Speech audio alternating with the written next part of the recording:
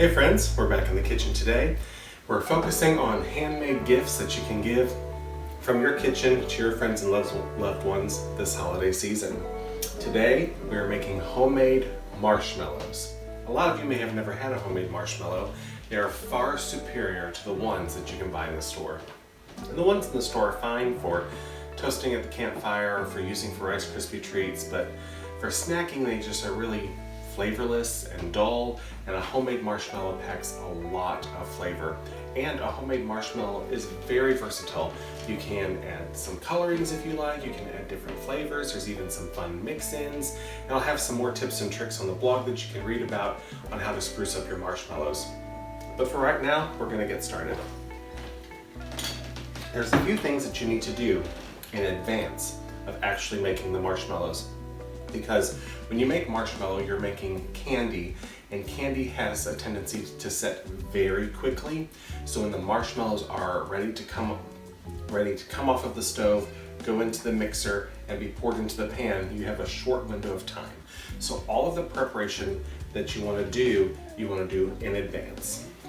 So the first thing I'm going to do is I'm going to take some powdered sugar, confectioner sugar, and I'm going to mix equal parts of powdered sugar and cornstarch, and I'm going to use a cup.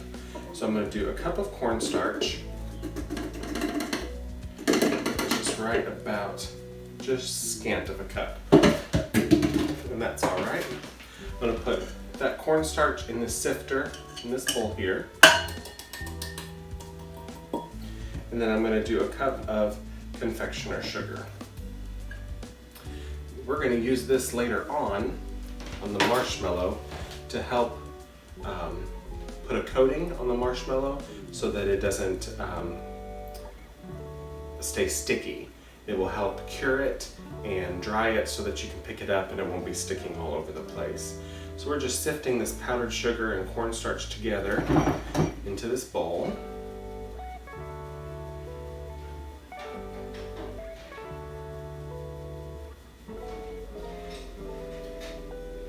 Sometimes you get some powdered sugar, you can get some big clumps inside your sifter. Just reach down in there and poke at the clumps to get them to break up a little bit.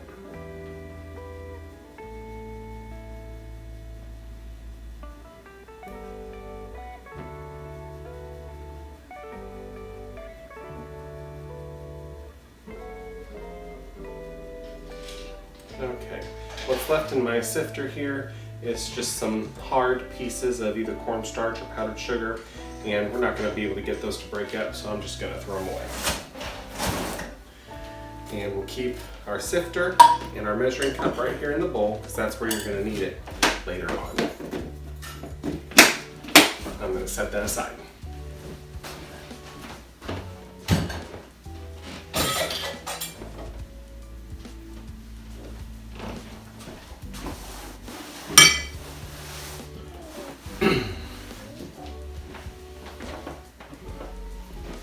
Alright, the next thing you want to do is prepare the pan that you're going to be putting your marshmallows into. You can use any kind of pan, any shaped pan that you want to, but I like a 9x9 pan. It's going to give a nice tall and thick marshmallow. You certainly can use a 9x13 if you have one at home, or even an 8x8. An 8x8 will give you a much taller marshmallow, a 9x13 will give you a thinner marshmallow, and you can cut them into any shape that you like. Just start preparing the pan. I've got some parchment paper here, and I've got a little bit of canola oil and a pastry brush. You can use any kind of oil for this, but canola oil is known to impart the least amount of flavor to what you're making. So if you use olive oil or vegetable oil in this application, or even a PAM, like a cooking spray, you could use any of those things in this to make this recipe, but it might impart a little bit of a flavor to your marshmallow. I'm going to take some canola oil. I'm just going to brush the bottom of my pan really well.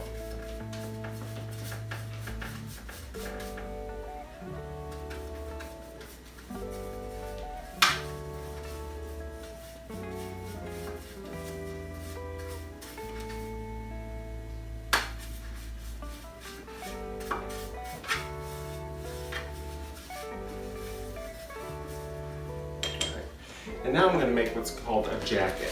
I'm going to cut some parchment paper to fit down inside of this pan to be able to lift the marshmallows back up out of the pan at a later time.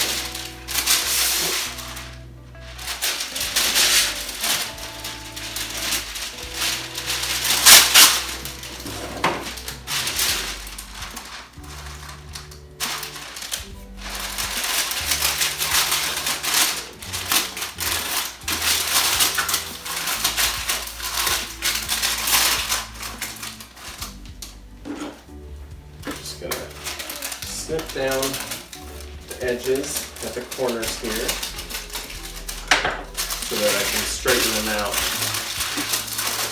so they'll lay neatly over the lid.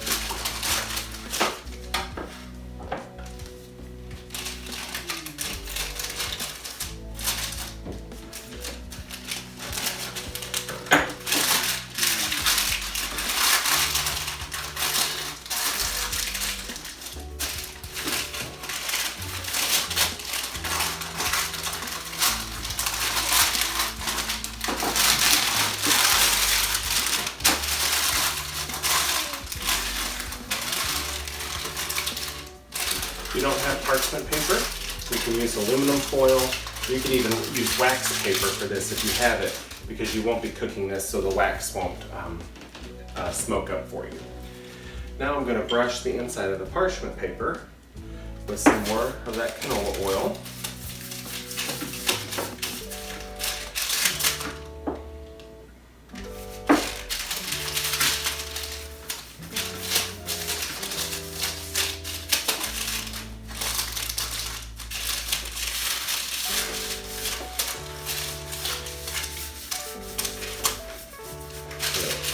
Spread up the sides and across the bottom nice and liberally.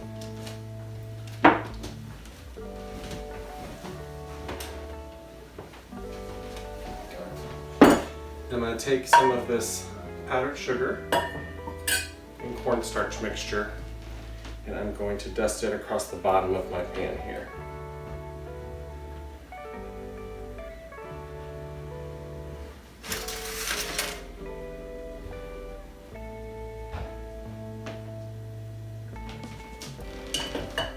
Take a moment to tap it around. Make sure I get that worked all over. I'm going to set my pan aside.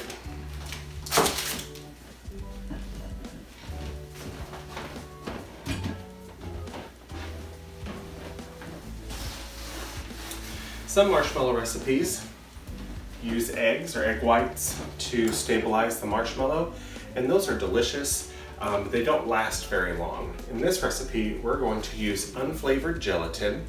This is Knox unflavored gelatin. You can find that in your grocery store where the jello and the puddings are. Usually it's tucked away like on the top shelf or even on the bottom shelf. It comes 4 packets to a box. We're going to use 3 packets of the Knox gelatin. I've got my stand mixer here with the whisk attachment, and I'm going to pour 1/2 cup of cool water into my stand mixer. And what we're going to do now is called blooming the gelatin. We're going to take our gelatin packets and we're just going to sprinkle it over this water. And over time it will absorb the water and will bloom and become soft and pliable.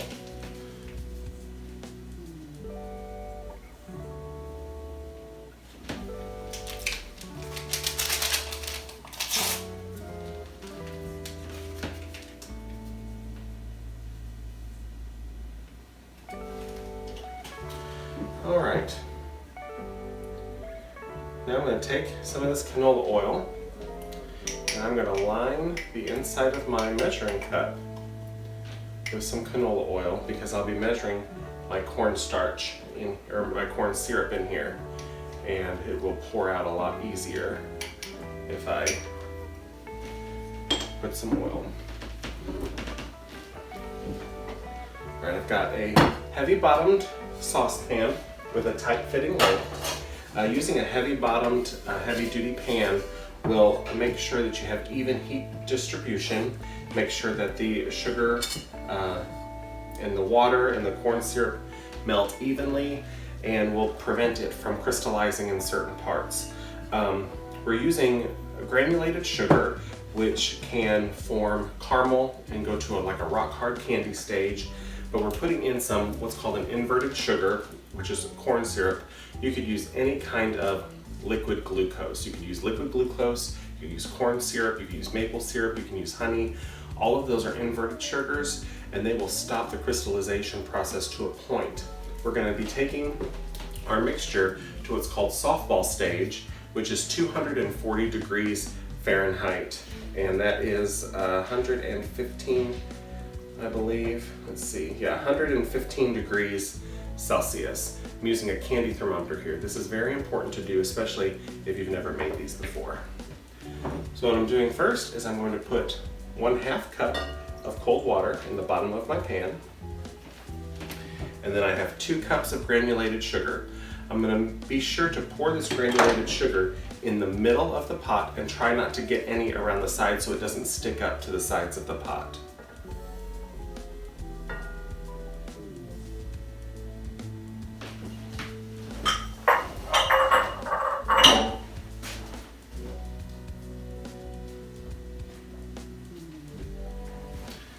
All right, and now we're going to add 1/4 cup of corn syrup. And I've already greased the inside of my measuring cup here.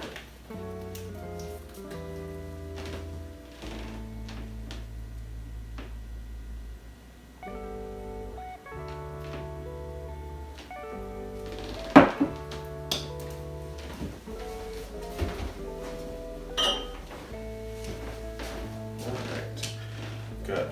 1/4 cup of corn syrup, that's just going right on top.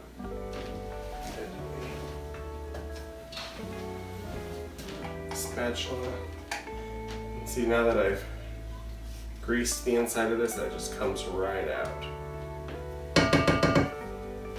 We are not going to stir this mixture.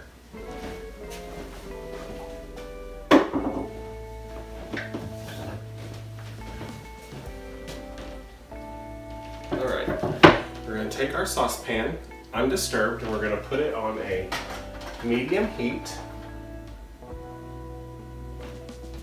We're going to put that on a medium heat, and we're going to allow that time for that water to start heating up and start to dissolve the sugars that are in there, and then we'll bring it up to a simmer. And you have to be careful about any sort of sugar crystals sticking around the sides of the pan. If anything goes too hot and too crystallized, if it comes in contact with the rest of your mixture, it can cause the rest of the mixture to crystallize too. But I've got a solution for that, and we'll use the lid for that in a little bit. But right now we're going to start on a medium heat, and we're just going to let it warm up and start to dissolve.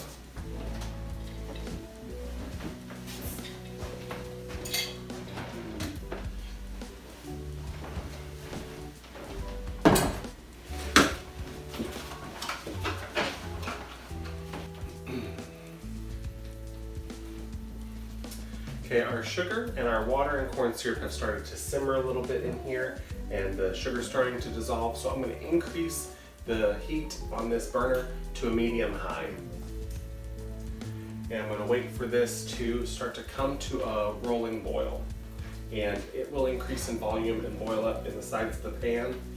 And when it starts to do that, we're going to put this lid on top of the pot and seal it and let it go for about 2 minutes. And the steam and the condensation that the water in here will create will come and go down the sides of the pot, and it will wash down any sugar crystals that are sticking on the sides of the pot and prevent them from crystallizing.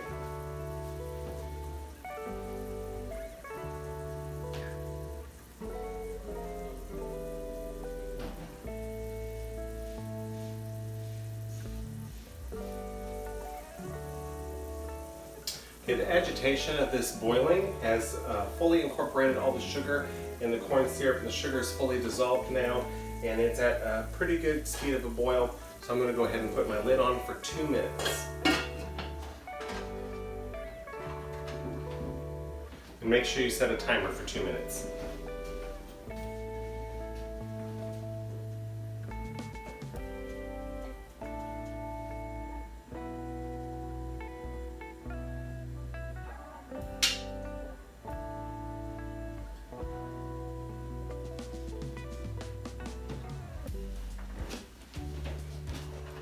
our 2 minutes have elapsed. And whatever condensation was forming from that steam has gone down and washed down the sides of the pot. So I'm going to take my candy thermometer and I'm going to use the clip on the back to hold it. And I'm going to put it in the solution, but make sure that the thermometer itself isn't touching the very bottom of this pot, because we would get a false reading if we did that. So we're going to watch it and we're going to wait until the temperature reaches 240 degrees. Now while the water is in here, before all the water has evaporated, you're going to see this go up to about 225, and it's going to stay there, and you're going to think, oh no, it's never going to hit 240. But it's going to be at 225 till all the water has evaporated, and then it will shoot up very quickly to that 240 stage, and that's when you need to remove it from the heat. This is not a time to walk away from the stove.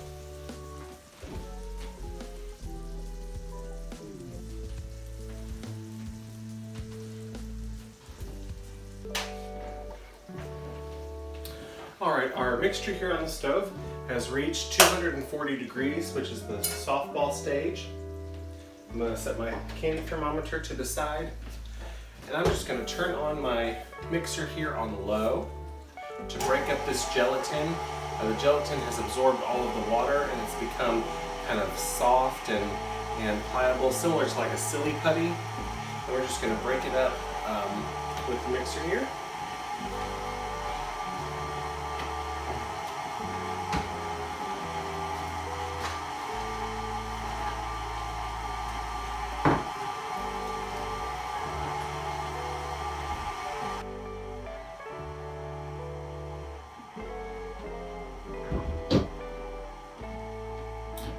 Alright, now we are very carefully, while this is on low, trying to avoid the side of the bowl and trying to avoid the whisk. I'm going to pour this mixture in on top of the gelatin in a slow and steady stream.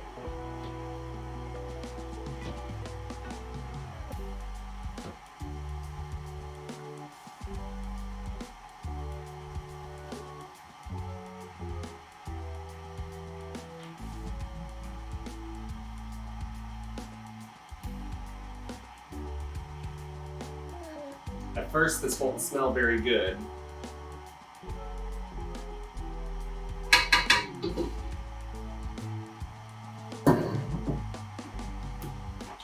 Now, while it's on low and it's mixing and incorporating there, I'm going to add 1/4 teaspoon of salt. I'm going to slowly, gradually increase the speed of my mixer until I get to like a medium. I'm able to go to a medium high. This is going to go from a very wet and loose and a little bit stinky of a mixture, and it's going to slowly thicken and turn opaque and then white, and then it will start to smell sweet. And right now the side of the bowl is very, very hot, and what we'll be doing is we'll be increasing the speed and continuing to whip this until the side of this bowl is just barely warm.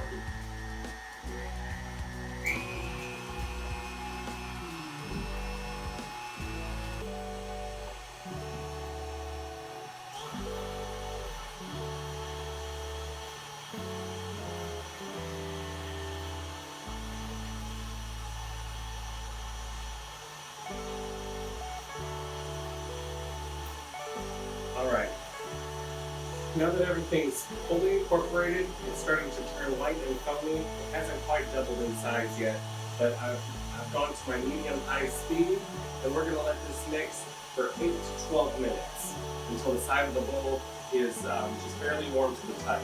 Right now it's too warm to hold my hand against, so we're just going to keep letting that go.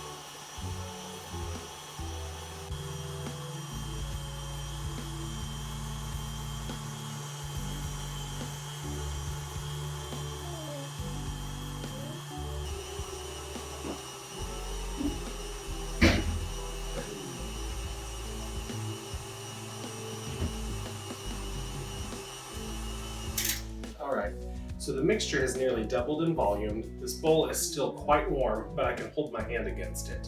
It's not too hot to do that. So this is the point where you're gonna add any flavorings or mix-ins. What I'm gonna add right now is just 2 teaspoons of this wonderful organic vanilla that my wife found for me and gave to me as a gift. And here you could experiment with some food colorings or food coloring powders or pastes. You could do pink and add some raspberry extract. You could do a green and add some mint extract. You could do, I added 2 teaspoons of vanilla. You could add 1 teaspoon of vanilla, 1 teaspoon of almond, and that would make it like a birthday cake flavor. And you could add some sprinkles or something at this time. So I just added just 2 teaspoons of plain organic pure vanilla, and I'm gonna put this back on medium-high, and we're gonna continue to mix this until this bowl is not warm anymore.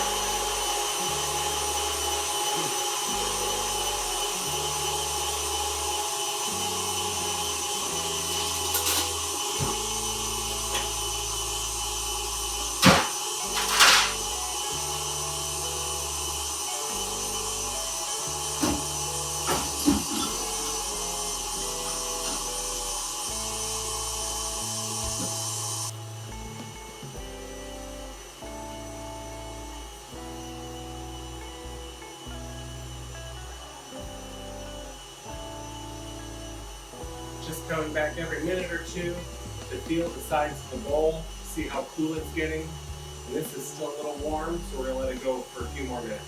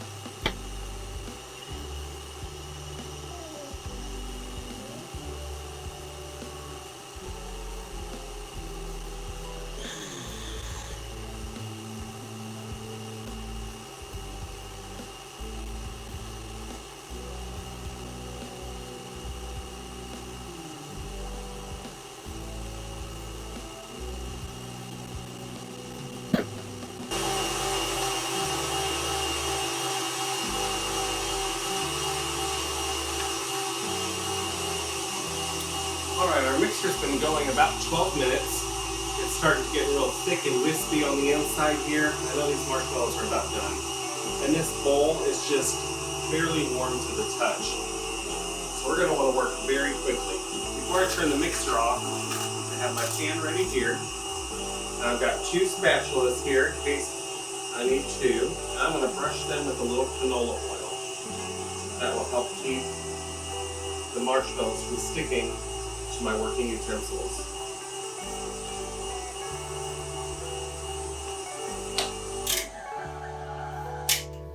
Turn off the mixer.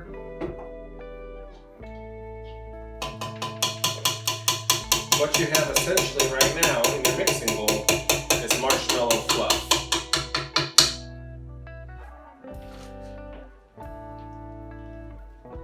Just gonna work very quickly now, because these are going to want to set, now that they're not in that warm bowl, they're going to want to set very quickly. I'm just going to get that out. And this isn't a situation where you're going to be able to like scrape the bowl and get every single morsel out of the mixing bowl. You just don't have time for that. These things are going to set up very quickly.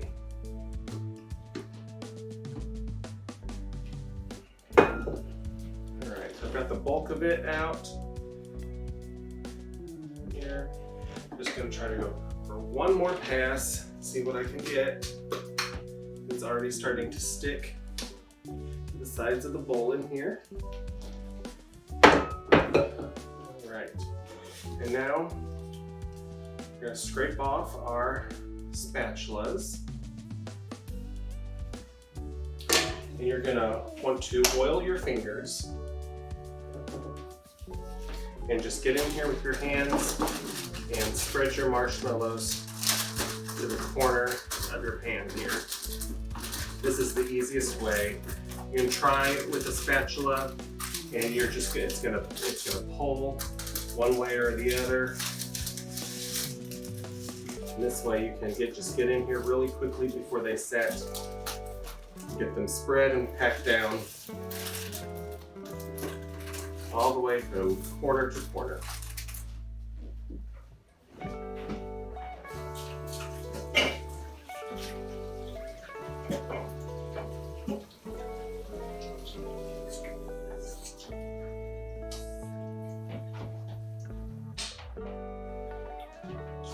Alright, now what I'm going to do very quickly is take my cornstarch and powdered sugar mixture. I'm going to put some of that in my sifter here, and I'm going to sift this all along the top very liberally. This is going to help the marshmallow dry out and not be sticky without losing the moisture on the inside of the marshmallow.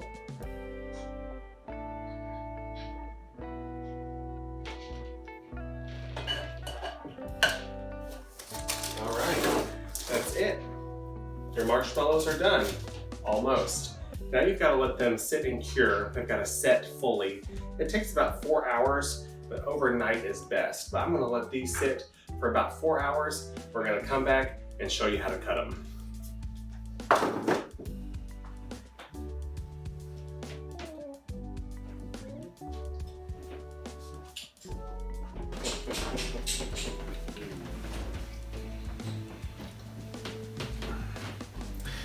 Alright, so it's been about 4 hours since the first pan of marshmallows were made, and I got so excited that I went ahead and I made a double batch in the meantime, but this still has about 3 more hours to go until it's cured. So we're going to just start with the one that we made together. What we're going to do is we're going to take our cornstarch and flour mixture, and we're going to create a floured work surface. We're going to lift our jacket out, and we're going to turn our marshmallows out onto this surface here. And this should peel right away from the marshmallow.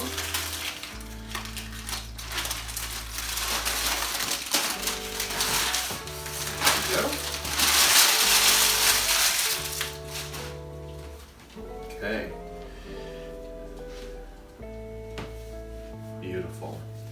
All right, now we're going to take you can use a chef's knife. I'm going to use a bench scraper, and I'm going to rub just a little bit of oil down the edge of the bench scraper so that I can flour it with our cornstarch and powdered sugar mixture. This will help keep the bench scraper from sticking to the marshmallow. All right, I'm going to start in the middle. Cut down into our marshmallow, and then I'm going to cut those halves in half.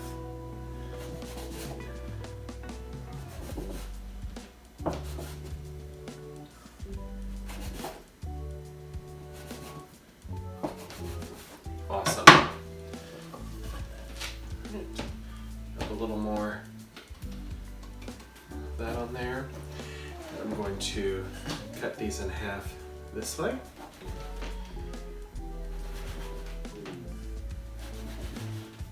And then in half again.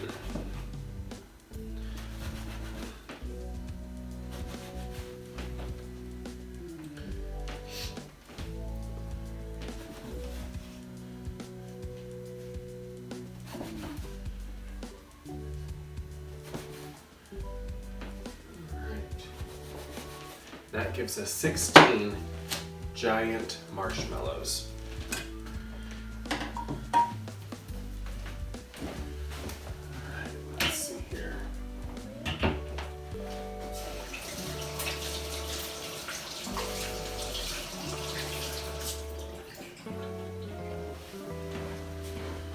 to grab something to put our finished marshmallows on.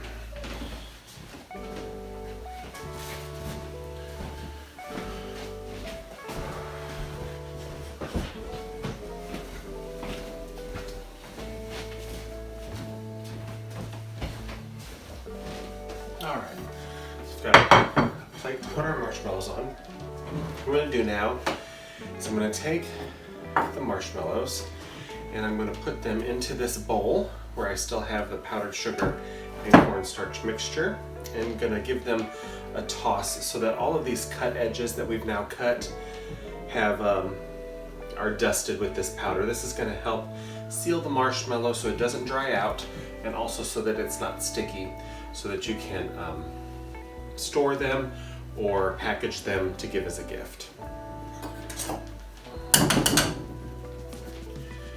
Just gonna bounce that around to get off the excess.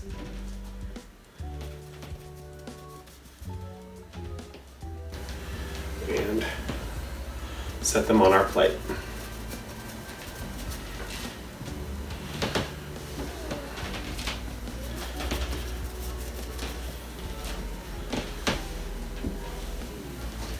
Then I'll continue with the rest of these.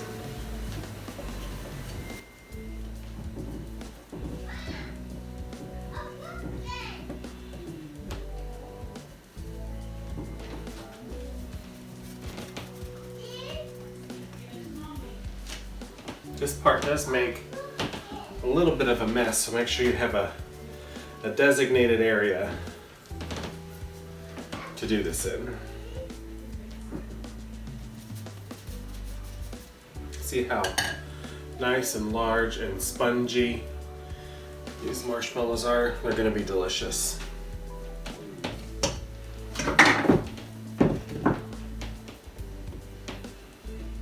Just do 3 or 4 at a time in this mixture, whatever will fit in your bowl comfortably, to toss them around.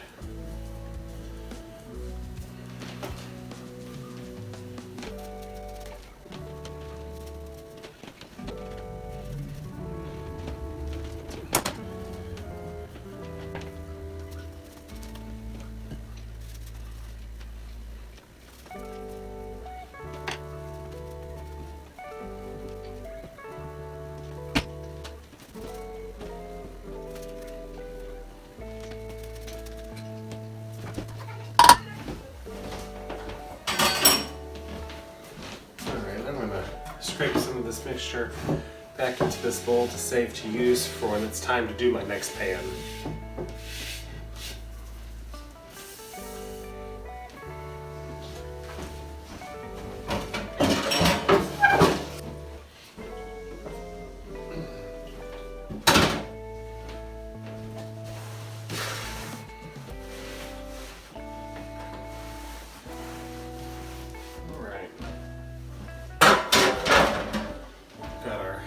Counter cleaned up.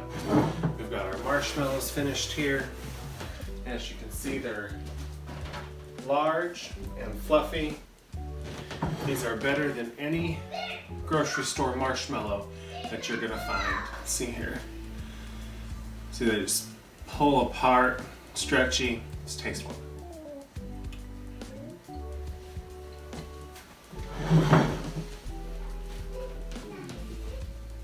So soft and chewy. Need to dust these off a little bit more. So soft and chewy, they just melt on the tongue. They're delicious, full of vanilla flavor. These would be amazing toasted for a s'more, or dipped into some tempered chocolate as a snack, or just plop one of these on top of a mug of gourmet hot chocolate. You won't regret it. So, get in the kitchen, turn on the stove, and get to making some marshmallows. As you can see, I made a whole bunch here. They'll keep forever. Everything has been made with some shelf-stable ingredients. They'll keep for a month or maybe even more in your pantry in an airtight container. I'm gonna wrap mine up in some cellophane bags and give them as gifts. Thank you for joining me today. Go make some marshmallows.